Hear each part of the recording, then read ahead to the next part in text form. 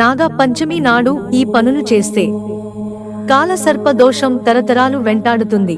ప్రతి సంవత్సరం శ్రావణ మాసంలో పంచమి రోజున నాగ పంచమిని జరుపుకుంటారు. ఈ రోజున హిందువులు పామును పూజిస్తారు. ఈ సంవత్సరం నాగ పంచమి ఆగస్టు 9వ తేదీ శుక్రవారం జరుపుకోనున్నారు. అయితే ఈ ప్రత్యేకమైన రోజున ఒక వ్యక్తి చేసే తప్పులు కేవలం అతడిని మాత్రమే కాకుండా అతని కుటుంబంలో అనేక తరాలు శిక్ష అనుభవించాల్సి ఉంటుంది. కాబట్టి నాగ పంచమి రోజున నిషిద్ధమైన పనులు చేయకూడదని పండితులు చెబుతుంటారు. శ్రావణ మాసంలో శుక్లపక్షం 5వ రోజున నాగ పంచమిని జరుపుకుంటారు. ఈ ఏడాది ఆగస్టు 9న నాగ పంచమి వస్తుంది. నాగ పంచమి నాడు నాగేంద్రుడిని పూజించడం వల్ల సకల బాధలు తొలగిపోతాయని, ఆర్థిక ప్రయోజనాలు కలుగుతాయని భావిస్తుంటారు.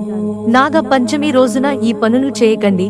నాగ పంచమి రోజున నాగేంద్రుడిని పూజించాలి.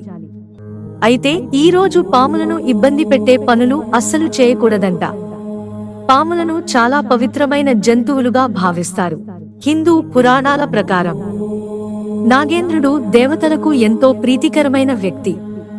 అందుకే నాగ పంచమి రోజున వాటికి ఎలాంటి హాని చేయకూడదని అంటుంటారు. నాగ పంచమి రోజున చాలా మంది పాము పుట్టలో పాలు పోస్తుంటారు. అయితే పాములు పాలు తాగవని శాస్త్రీయంగా రుజువైంది. అంతేకాదు పాలు పోయడం ద్వారా వాటి ప్రాణాలకే ముప్పు వచ్చే ప్రమాదం ఉంది.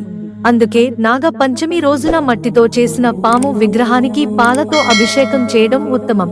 నాగ పంచమి నాడు కొందరు ఉపవాసం ఉంటారు.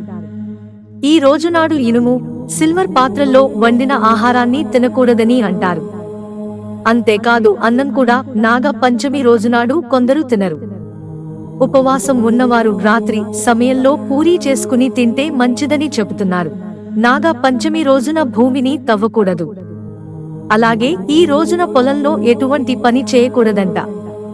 వర్షాకాలంలో పాములు బయటకు వస్తాయి కాబట్టి భూమిని తవ్వడం వారికి హాని కలిగిస్తుంది.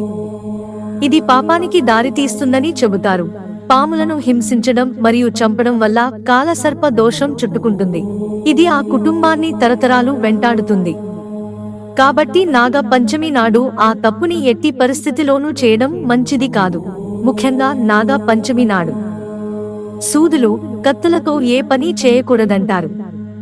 అందుకే ఆ రోజు నాడు కూరలను కూడా తరగరాదు. ఏదైనా కూర చేసుకోవాలన్నా ముందు రోజే దానిని తరిగి ఉంచుకోవాలంట. మిత్రులారా, ఛానల్ సబ్స్క్రైబ్ చేసుకోవడం మర్చిపోకండి. ధన్యవాదాలు.